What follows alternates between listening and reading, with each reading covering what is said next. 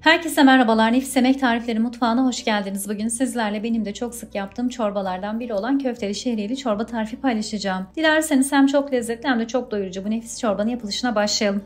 Öncelikle köfteleri için 250 gram kıyma, 2 yemek kaşığı ince bulgur, 1 çay kaşığı tuz ve yarım çay kaşığı karabiberi bir kapta yoğuralım. Dilerseniz köftenin içerisine kimyon veya pul biber gibi farklı baharat ilaveleri de yapabilirsiniz. İyice yoğurduktan sonra köftelerimizi şekillendirebiliriz. Bunun için kıymalı harçtan misket büyüklüğüne parçalar koparıp elimizle yuvarlayalım. Mümkün olduğunca hepsinin eşit boyutlarda olmasına dikkat edelim. Bu arada ben köfteleri vakit buldukça hazırlayıp dondurucuya kaldırıyorum. İhtiyacım olduğunda alıp çözülmesini beklemeden pişiriyorum. Şekillendirdiğimiz köfteleri un serptiğimiz bir tabağa alıp şöyle sallayarak hepsinin güzelce una bulanmasını sağlayalım. Kullandığımız un köftelerin birbirine yapışmasını engelleyecek hem de çorbaya kıvam verecek. Şimdi uygun bir tencerede ısıttığımız 4 yemek kaşığı kadar sıvı yağda rendelenmiş bir tane soğanı kavurmaya başlayalım. Eğer seviyorsanız bu aşamada soğanlarla birlikte 1-2 diş ezilmiş sarımsak ilavesi de yapabilirsiniz.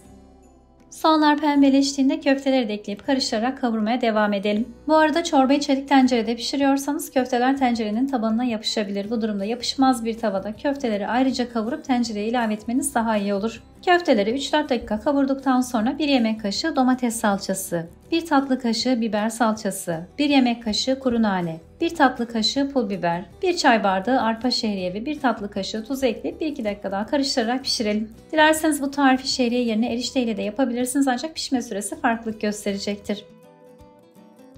En son sıcak suyunu da ilave ettikten sonra çorbamızı pişmeye bırakalım. Ben bu tarifte toplamda 6 su bardağı sıcak su kullandım. Çorbanın kıvamını kendinize göre ayarlayabilirsiniz. Dilerseniz su ilavesi yapabilirsiniz. Şehriyeler yumuşayıncaya kadar yaklaşık 10-15 dakika arasında kaynayan çorbamız artık servise hazır. Kısa sürede lezzetine çok güvendiğim çok besleyici bir çorba hazırlamış olduk. Umarım sizler de dener ve memnun kalırsınız. Bu çorbayı kendi damak zevkinize göre istediğiniz şekilde zenginleştirebilirsiniz. Örneğin soğanları kavururken içerisine yeşil veya kırmızı biber ilavesi yapabilirsiniz. Haşlanmış nohut veya et suyu ekleyerek çorbayı daha da lezzetli hale getirebilirsiniz. Özellikle kış aylarında sık sık yapmak isteyeceğiniz bu çorba tarifini denerseniz yorum ve fotoğraflarınızı bizimle paylaşmayı unutmayın. Tarifle ilgili tüm detayları her zaman olduğu gibi açıklamalara ekliyorum. Şimdiden deneyecek herkese afiyet olsun.